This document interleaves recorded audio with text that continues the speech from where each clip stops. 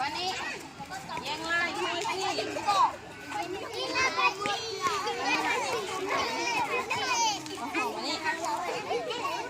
เต็มจักหนึกแล้วพวกเจ้าเด้อไปนั่งบอลคนนั้นน่ะ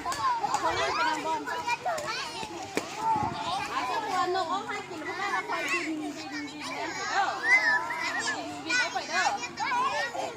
สักขวดจับนกคนนั้นไว้จับเด้อจับเด็กไว้นั่นเลยเอาลงมาให้กิน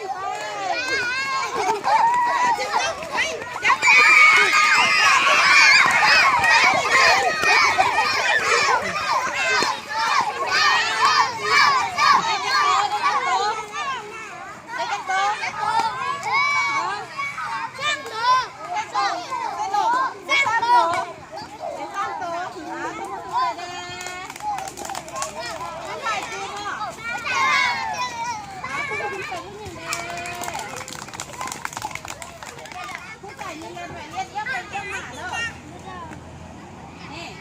จับได้เราดึงให้มาคุกถ้าวันยังมีตัวแรงอยู่เราคง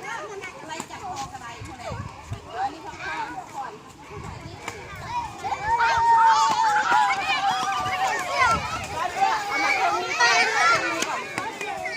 อันนี้นั่นลูก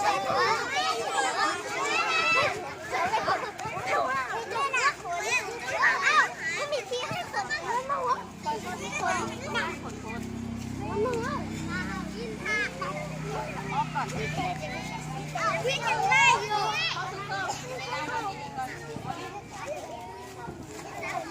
บางคนเล่นมาคัดถือกล้องเด้ออันนี้ข้าวเป็นคนข้าวจับนกอันนี้เนี่ยไปนำบอลก่อน